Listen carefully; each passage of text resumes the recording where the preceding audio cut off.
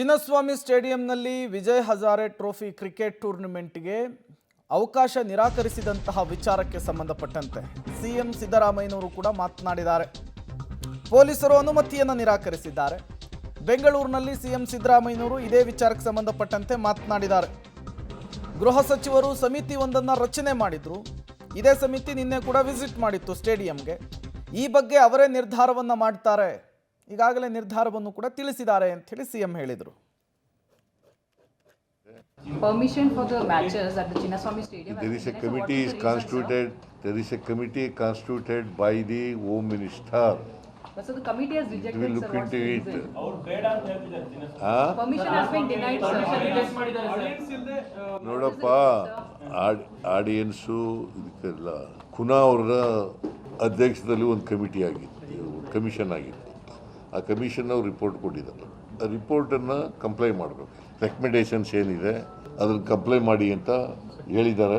ಅದನ್ನು ಮಾಡ್ತಾರೆ, ಮಾಡಿಬಿಟ್ರೆ ಕೊಡ್ತೀವಿ. ಸರ್, ಪ್ರೇಕ್ಷಕರು ಇಲ್ಲದಲೇ ಕ್ರಿಕೆಟ್ ನಡೆಸಬೇಕು ಅನ್ನೋಂಥದ್ದನ್ನು KC ಅವರು ಕೇಳಿದ್ದಾರೆ ಅಂತ ಸರ್. ನನಗೆ ಗೊತ್ತಿಲ್ಲಪ್ಪ, ನಾನು ಪರಮೇಶ್ವರ್ ಕೇಳಿ. ಬೆಂಗಳೂರಿನಲ್ಲಿ ಕ್ರಿಕೆಟ್ ವಿಚಾರ ಅದು ನಡೆಸೋಕ್ಕಾಗೋದಿಲ್ಲ ಅಂತೇಳಿ ತೀರ್ಮಾನ ಮಾಡಿದ್ರೆ ಅಂತ ಗೊತ್ತಾಗ್ತದೆ ಸರ್. ನನಗೆ ಗೊತ್ತಿಲ್ಲಪ್ಪ. ನಾನು ಬೆಂಗಳೂರು ಕ್ರಿಕೆಟ್ ನಡೆಸಬೇಕು ಅನ್ನೋನು, ಬೆಂಗಳೂರು ಗೌರವನ ಉಳಿಸ್ಬೇಕು ಅಂತ ಅನ್ನೋನು. ಯಾವುದು ಅಂಥದ್ದೇನು ಅನಾಹುತ ಮುಂದಕ್ಕಾಗಲಿಕ್ಕೆ ಅವಕಾಶ ಇಲ್ಲ.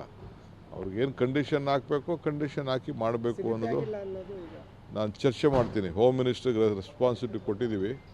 ಹೋಮ್ ಮಿನಿಸ್ಟ್ರು ಯುವಕರಿದ್ದಾರೆ, ಒಲಿಂಪಿಕ್ ಅಸೋಸಿಯೇಷನ್ ಪ್ರೆಸಿಡೆಂಟ್ ಆಗಿದ್ದರು, ಅವರು ಅನುಭವ ಇದೆ. ಬೆಂಗಳೂರು ಗೌರವನ ಉಳಿಸ್ಬೇಕು, ಅದಕ್ಕೆ ನಾನು ಹೋಮ್ ಮಿನಿಸ್ಟರ್ ಹತ್ರ ಮಾತಾಡ್ತೀನಿ. ಮತ್ತಷ್ಟು ಡೀಟೇಲ್ಸನ್ನು ಕೊಡೋದಕ್ಕೆ ಮೆಟ್ರೋ ಬ್ಯೂರೋ ಹೆಡ್ ಪವಿತ್ರ ಕಟ್ತಲ ನೇರ ಸಂಪರ್ಕದಲ್ಲಿ ಜಾಯಿನ್ ಆಗಿದ್ದಾರೆ. ಪವಿತ್ರ, 7 ತಿಂಗಳ ಬಳಿಕ ಇಂಟರ್ನ್ಯಾಷನಲ್ ಮ್ಯಾಚ್ ಒಂದು ನಡೆಯುತ್ತೆ ಅನ್ನುವಂತಹ ನಿರೀಕ್ಷೆ ಇತ್ತು. ಬಟ್ ಈಗ ಸಮಿತಿಯೇ ಪರ್ಮಿಷನನ್ನು ನಿರಾಕರಿಸಿರುವಂಥದ್ದು. ಕೇವಲ ಒಂದು ಮ್ಯಾಚಿಗೆ ಅಷ್ಟೇನಾ ಪರ್ಮಿಷನ್ ರಿಜೆಕ್ಟ್ ಆಗಿದ್ದು, ಅಥವಾ ಎಲ್ಲ ಮ್ಯಾಚ್ಗೂ ಹೇಗೆ, ಏನು ಡೀಟೇಲ್ ಸಿಗ್ತಾ ಇದೆ?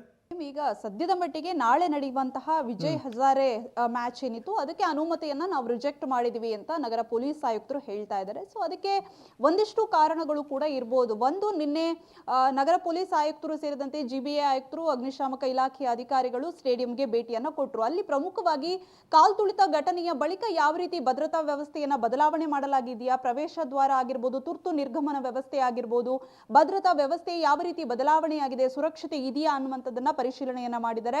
ಅದಾದ ಬಳಿಕ ಸರ್ಕಾರಕ್ಕೆ ವರದಿಯನ್ನ ಕೊಟ್ಟಿದ್ದಾರೆ. ಸೊ ಆ ವರದಿಯಲ್ಲಿ ಕ್ಲಿಯರ್ ಆಗಿ ಅನುಮತಿ ನಿರಾಕರಣೆ ಮಾಡ್ತೀವಿ ಅನ್ನುವಂಥದ್ದನ್ನೇ ಹೇಳಿದ್ದಾರೆ. ಈಗಾಗಲೇ ರಾಜ್ಯ ಕ್ರಿಕೆಟ್ ಸಂಸ್ಥೆ ಒಂದನ್ನು ಸ್ಪಷ್ಟಪಡಿಸಿದೆ, ನಾವು ಇಲ್ಲಿ ಯಾವುದೇ ರೀತಿ ಪ್ರೇಕ್ಷಕರಿಗೆ ಅನುವನ್ನ ಮಾಡಿಕೊಡೋದಿಲ್ಲ ಅಂತ ಹೇಳಿದೆ.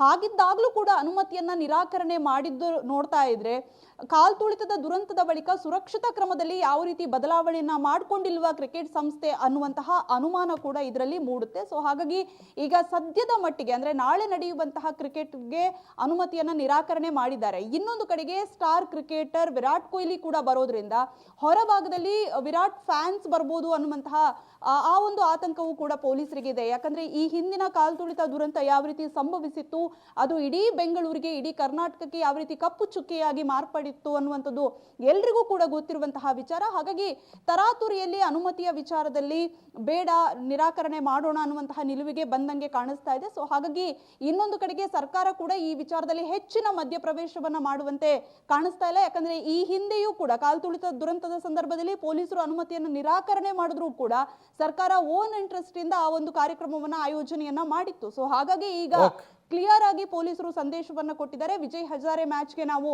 ಅನುಮತಿಯನ್ನ ಕೊಡೋದಿಲ್ಲ ಅಂತ. ಪ್ರೇಮ್, ಓಕೆ, ಥ್ಯಾಂಕ್ ಯು ಪವಿತ್ರ, ತಮ್ಮೆಲ್ಲ ಮಾಹಿತಿಗಾಗಿ. ಅರ್ಜೆಂಟ್ ಏನಿಲ್ಲ ಅಂಥೇಳಿ, ನಿಧಾನಕ್ಕಾದರೂ ಪರವಾಗಿಲ್ಲ, ಪ್ರೇಕ್ಷಕರನ್ನು ಹಿತದೃಷ್ಟಿಯಲ್ಲಿಟ್ಕೊಂಡು, ಆಡಿಯನ್ಸ್ಗಳನ್ನು ಹಿತದೃಷ್ಟಿಯಲ್ಲಿಟ್ಕೊಂಡು ಒಂದಿಷ್ಟು ಕ್ರಮಗಳನ್ನು ತೆಗೆದುಕೊಳ್ಳುವಂತಹ ಅವಶ್ಯಕತೆ ಇದೆ.